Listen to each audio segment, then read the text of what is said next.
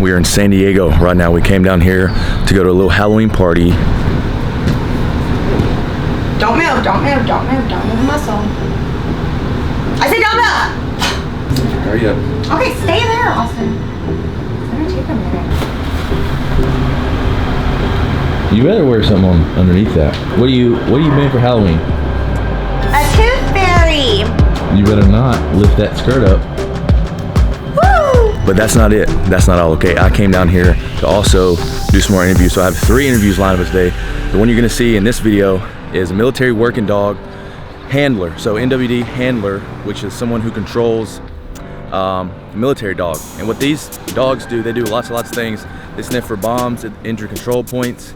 They sniff for, you know, drugs. They can do lots of things. So anyway, stay tuned. Let's get into it.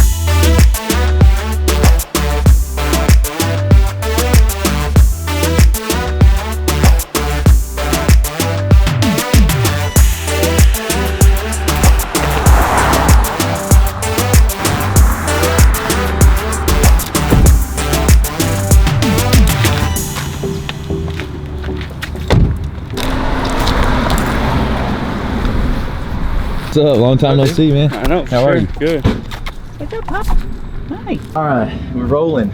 Today's an awesome video because I'm here with not one. I was just scheduled to be with one military working dog handler, but his roommate is also a handler, so we're involving him too. You want to go ahead and introduce yourself? I'm Kyle Nelson. I'm an MA2. I've been in the Navy for coming up on 8 years. Been a handler for about 4.5 of that. So, yeah. I'm Cameron Ruff. I'm at MA2 also, stationed here in San Diego. Been a handler for about 3 years now. I've been in the Navy 6 years. Was on a ship first, and then I went to Mayport, Florida as a dog handler, and then came here. Just so you know, if you want to ask them any questions after this video, I'm going to link all their information below. Is that cool, y'all? Yeah, absolutely. All right, absolutely. Cool. So I keep telling y'all about the different things you can do as an MA, like a harbor patrol, which is what I do. Also, you're doing plenty of harbor patrol as well.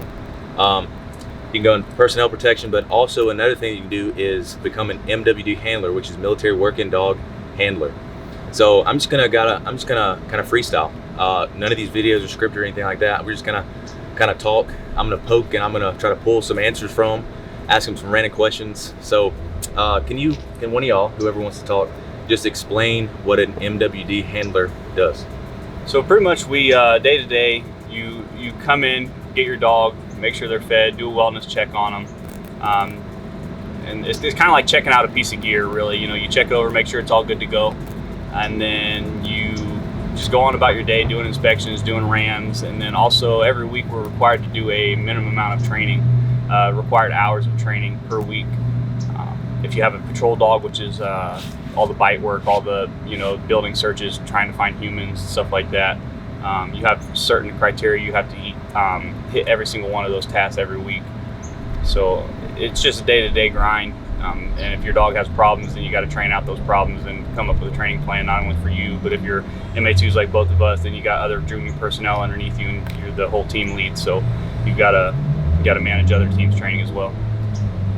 Cameron, you want to go ahead and? Yes, like our daily operations. We show up to work. I work swing, so we're usually there like hour and a half early. When I get my dog out, I make sure I groom him, make sure he looks good. I have a lab, so he's always hairy, unfortunately. But we get loaded up in the unit. We go to guard him out with the rest of the MAs, get our weapons, and figure out, hey, what's our daily task? We like to plan out a week ahead because we got a lot of crazy stuff going on lately with the CNN and all our stuff.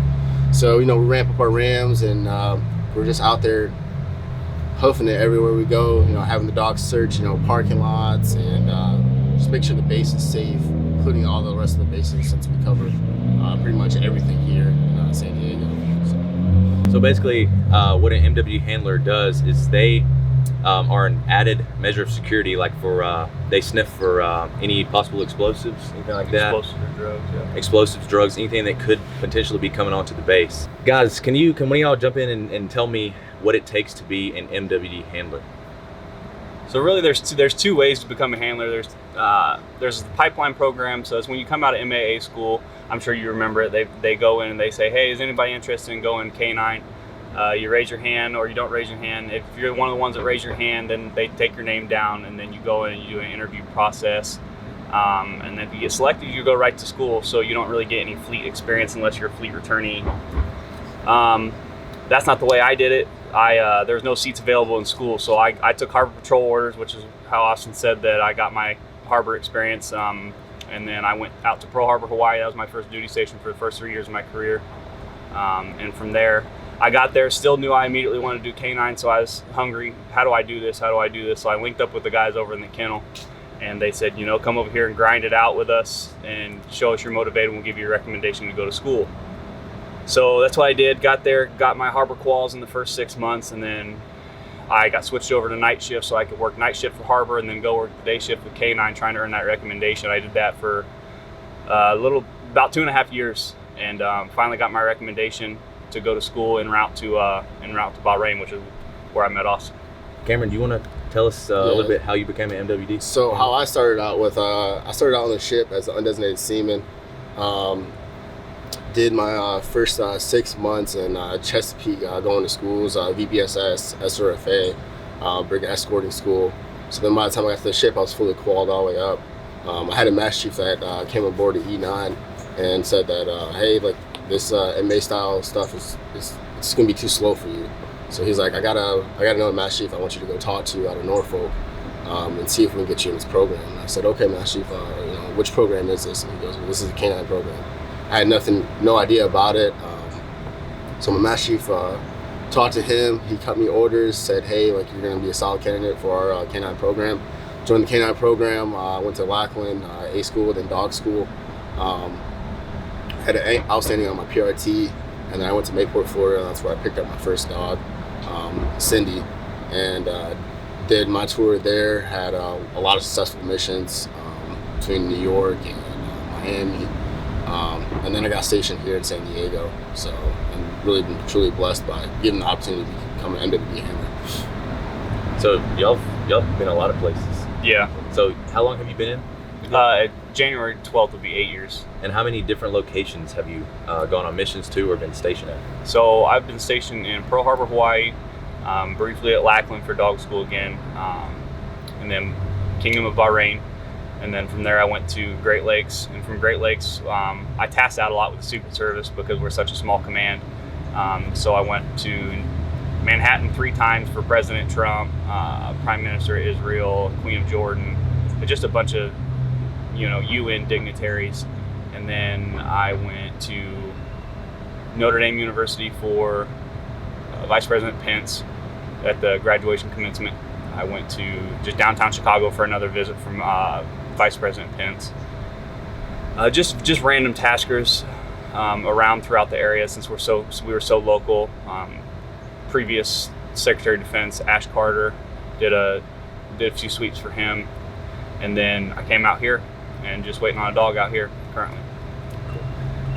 Cameron, you want to go over some locations that you've been? So my first mission was actually New York during election time, and that was when it was like New York was like super like just crazy and wild. So I've done a lot of New York ones. I think I've done total 6 New York ones. I just got back from New York for the United Nations again for a third time actually, I think. And then I was in Hawaii with the vice president when we did the turnover of the unmarked bodies that we had from North Korea. We were bringing it over to us to claim since we had that peace treaty now. I've also, my coolest detail I've ever done was I was on General Mattis's personnel detail when he became a SecDav. He came to Mayport, Florida, and was visiting all the bases. So I was his one dog team that he needed. But other than that, like we were also a small kennel at Mayport, so we were doing a lot of different type of missions locally, driving around and helping out with local law enforcement also. All right, so now I want to go over kind of like what it takes. I mean, not what it takes, kind of like what training aspects and what areas you go through on the route to become a military working dog handler. So like back at Lackland, we've already established that training for MWD handler is in Lackland. What do you cover in Lackland? It's just the basic handlers course. So if you look at it the way you look at us going to boot camp, so it's boot camp all over again to become a handler. So you go over day one, week one, you start going over safety. Safety is paramount there because these are, block one is patrol training, so it's the bite work. So it's all the dogs there that love to do the biting, they're just aggressive. So safety is number one there. They teach you everything you need to know about minimum safe distances between dog teams, how to hold the leash, how to give correction, stuff like that. And before you even touch a dog, it's pretty funny, they give you old 20 millimeter round ammo cans, and that's you hook up your leashes and your choke chain to that, and to make sure that you can handle a big ammo can before it's ongoing joke. If you get somebody that's a kennel support, you tell them they work MWD ammo can. It's pretty funny. Let me cut in just so y'all know, if you don't understand anything, like any of the words, any of the acronyms that we're using, because it's kind of hard to get out of that Navy mindset because we use a lot of acronyms, just ask it in the comments below and I'll answer it, or one of these guys will help out and everything like that. So what was your training like? I mean, can you give us a description? So like our training was like, you start at day one, just like you're saying, safety's paramount. We're learning about how the dogs act, the behavior of what they need for, daily medical issues, or daily feeding. Make sure you're checking the weights of the dogs. We call it the TPR, the temperature, respiration, and pulse. Yeah, I always forget the P. Huh? So it's learning how to check the dog and check the vitals and make sure that the dog can work at its capability and make sure that it can continue its daily task. So that's all the veterinary kind of stuff, learning how to put an IV in the dog, how to address a wound, if the dog breaks its leg, how to put a splint on it. And, we go really in depth in the veterinary aspect of it, because it's when we're out on missions, it's just us. Mm-hmm. So then we go into, patrol, where we're learning how to do obedience at the same time as doing, scouts, which is looking for an individual like in the open area, into building search, looking for an individual hiding in a building with the MWD or the dog. Just our daily task of getting the dog to do a proper standoff, which a standoff is having the dog go out for the bite and then being able to get them to stop and redirect their focus on the individual, but not actually fully attacking.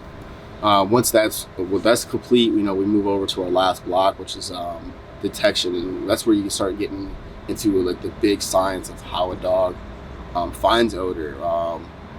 We always explain it as like a dog doesn't just smell a cheeseburger like a human does. It smells, the grease, the trans fats, the lettuce, the tomato, the acids in the tomato, the sesames in the sesame seed bun, the ketchup,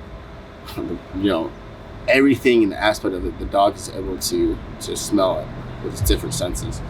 So we spend a lot of time in detection because that's our bread and butter, and that's what really, on the end of the day, that's what saves people's lives and what we're meant to do. So after that's all said and done, that's when, after that we graduate and we move on to our first kennel, and that's when you actually really start learning how to train a dog, how to troubleshoot a dog, figure out these issues, because a lot of our dogs are a little bit older, more seasoned, that have issues from previous handlers, and we have to come in and fix them. So as a Navy military work dog handler, you're not just a dog handler, you're not just picking up a dog and working it, you're also a trainer. You're training that dog to understand what you need him to do, him or she to do, and to fix all aspects to make that dog a better dog, to level up to the next level. Okay, so the Navy takes you from a basic MA, and they're teaching you every step of the way, every single aspect you need to know as an MWD handler, because if they were to miss something out or something like that, then there's no way, if you're on mission, that, like you were saying, providing respiratory for the dog, putting a IV in the dog, everything from training it to learning how to address wounds and veterinary care and stuff like that. So I don't know this, but are there any other rates that can go into MWD, or is it just Master at Arms for the Navy? Yeah, no, it's just Master at Arms specific. We have a super small community. What's our number down to now? It's less than 300. Yeah, it's actually less than 200. Yeah, even less than 200 now of us in the entire Navy. That's worldwide. It's the smallest group in the Navy. So that includes all of our chiefs, our senior chiefs, the program manager, everybody. That's less than 200 currently. So it's a fairly small community. I know that the Army has a military working dog platform. Mm-hmm. What about the Air Force and Marines? Yeah, our program entirely at Lackland is actually an Air Force led school, so their curriculum's a little bit different. We have our own separate standards than like the Marine Corps does. The Army has their own separate standards than we do. The Army actually has different types. They had a program called TED and SSD, to where it was all off-leash work, which it's super complex, but they kind of discontinued that because there wasn't really a need for it any longer.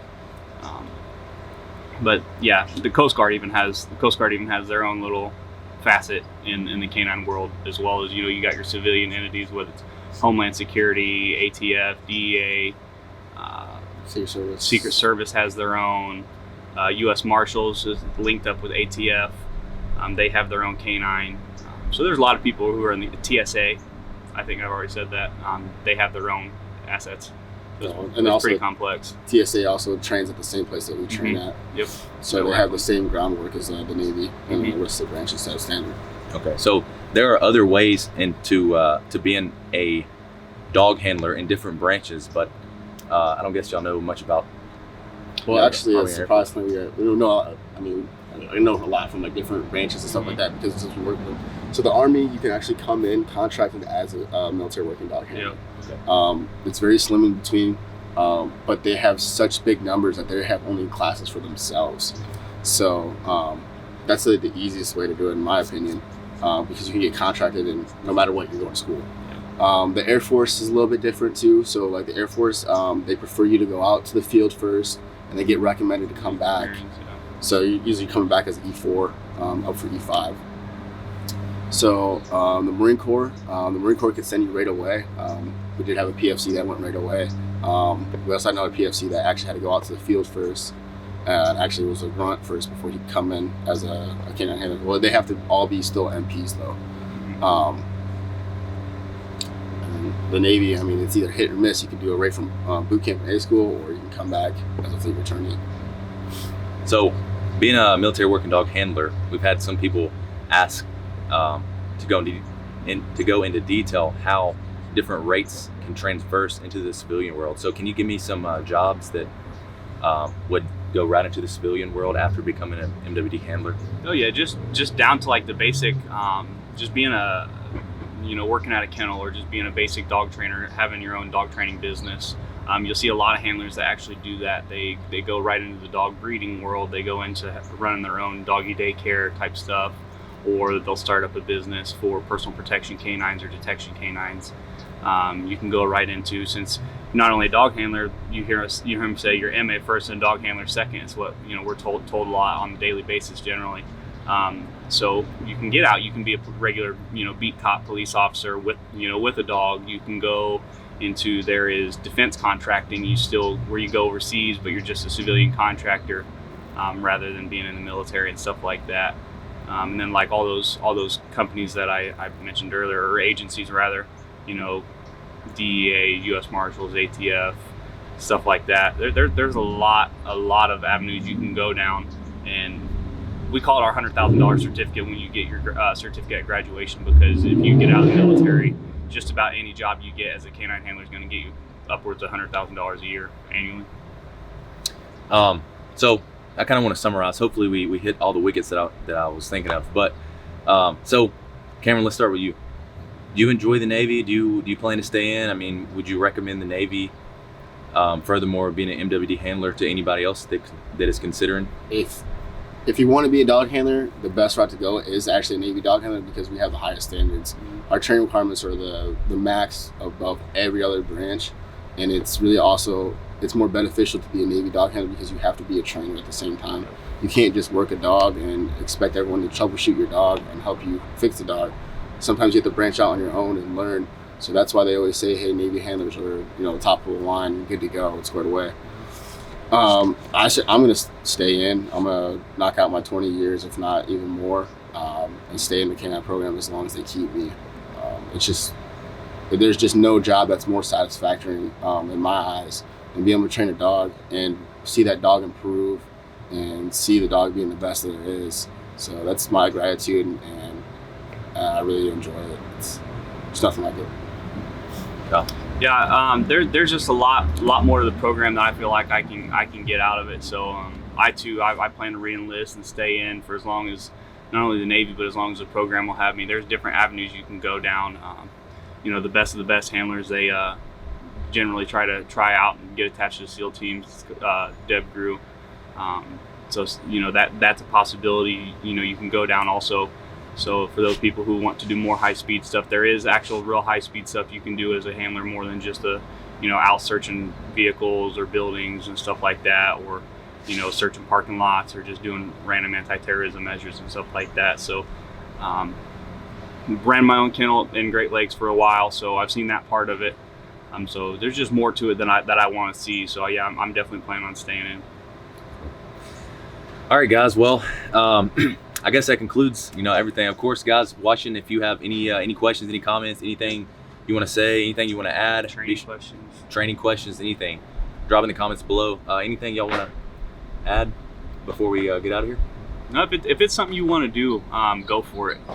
Don't let anybody tell you no, because it has to be a passion. You can't just, it's one of the first questions we always ask people. Why do you want to go K-9? Why do you want to be an MWD? Well, because I like dogs. That's not a good answer. It has to be a passion. You have to want to save lives. You have to want to be the one at the front lines. You have to want to be the one to be putting in all the extra hard work and the time after hours. There's no such thing as an off day in K-9, because if your dog has problems, you've got to fix it.